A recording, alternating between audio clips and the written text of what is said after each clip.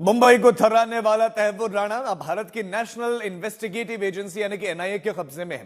तहव्वुर का भारत लाया जाना कोई छोटी घटना नहीं है। डिप्लोमेटिक चैनल से लेकर लीगल रूट तक भारत ने हर एक स्तर पर प्रामाणिक प्रयास किए, और इसी का परिणाम है कि वो हमारे एजेंसियों के अब कब्जे में है।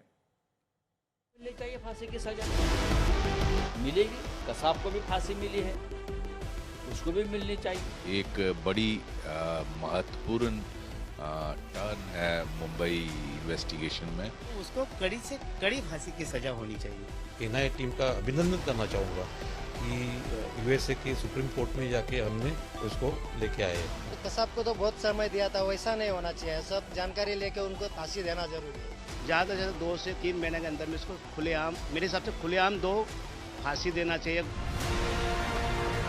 जिसे सब अब तुरंत फांसी तक दे देना चाहते हैं। मुंबई हमले के उस मास्टरमाइंड को भारत लाने के लिए अमेरिका से एक विशेष विमान बुधवार को उड़ान भरता है, जिसके बारे में किसी को कहीं भी कानो कान पुख्ता खबर नहीं होती कि वो विमान भारत की राजधानी दिल्ली में कितने बजे लैंड करेगा और 26/11 हमले में आतंकियों के लिए दिमाग का काम करने वाले तहव्वुर राणा को हिंदुस्तान की जमीन पर ला दिया जाएगा।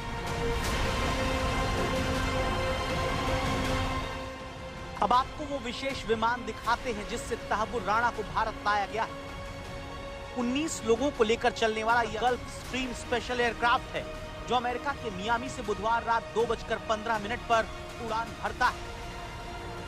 ये एयरक्राफ्ट फिर रोमानिया के बुखारेस्ट में शाम 7 बजे बुधवार को पहुंचता है और 11 घंटे तक रोमानिया में तहव्वुर राणा को लेकर आता ये विमान रुकता है।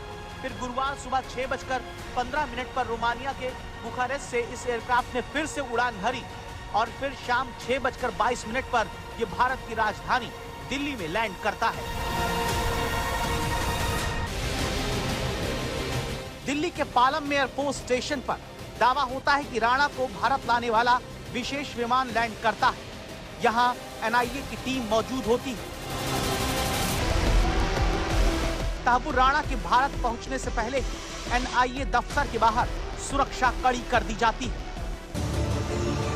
आतंक के खिलाफ बनी देश की एजेंसी एनआईए के इसी हेडक्वार्टर में अब तहव्वुर राणा को लाकर स्पेशल सेल में मुंबई हमले को लेकर सच उगलवाया जाएगा।